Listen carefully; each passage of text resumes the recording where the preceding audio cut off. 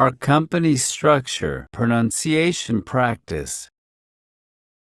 1, Assistant. 2, Manager.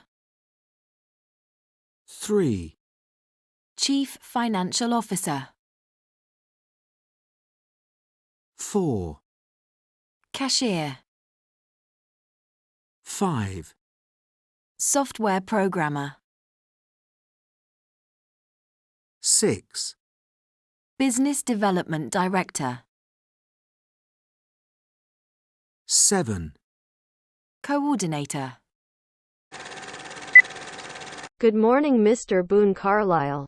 I'm Catherine Rollins from the East Side Tribune. I just want to ask you a few questions if it's all right with you. No problem. Good morning to you too. I've got a few minutes just before our board meeting starts. Thank you, Mr. Carlyle. My first question is, what is the head of the company called in the US and in the UK? A managing director in the UK normally has the title of president in the United States. The person who is in overall charge of the running of an organization or business. Would you mind telling me about the responsibility of company shareholders? The company shareholders elect the board of directors, and the chairman of the company is the head of the board of directors. So, what are the primary functions of the chairman of the board of directors? The chairperson, chairman, or chairwoman of the board is not always involved in its day-to-day management but often functioning as an informal boss of the CEO, coaching and influencing the CEO and often leading to any hiring or firing process of the chief executive officer. Thank you for that information, Mr. Carlyle. By the way, kindly tell me about the responsibilities of the chief executive officer. Who is he accountable to? The CEO is ultimately accountable to the board of directors for the company's performance. Generally speaking, in terms of really influencing a company, a CEO is much more powerful. The CEO works full-time, or more with the company, has day-to-day management responsibility, communicates directly with the company's employees, and most often represents the company to the outside world.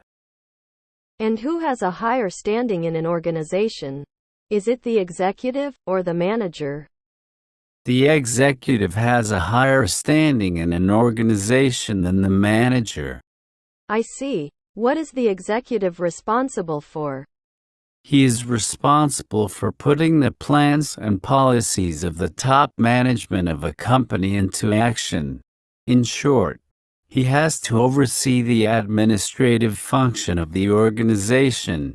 To wrap up my interview with this last question, who does the personnel, employees and staff often usually support?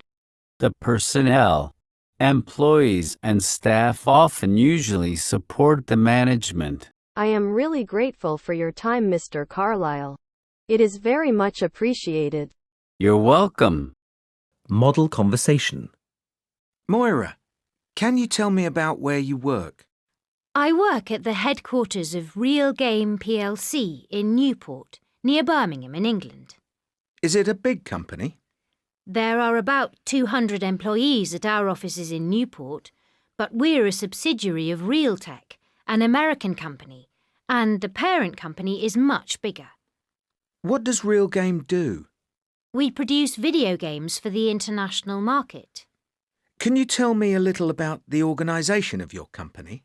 Yes, sure. At the top, there's the board of directors, and under them, there's the chief executive officer, John Gallo. Then there's Colette Jones. She's the deputy CEO and chief of finance. And the company is divided into 4 business areas? Yes. There are 4 departments, and each department has a director who reports to the CEO and deputy. There's Tom Grant, who's responsible for technology, with his IT manager, Claire Finch. Then there's Steve Mason, the operations director. He has a senior producer reporting to him, Margaret Tyler. Next, there's the business development director, Martin Newman. He works closely with Ali Simpson, the public relations manager. And finally, there's Lisa Blake. She's in charge of the art department and she has an assistant art director. And who's that? That's me.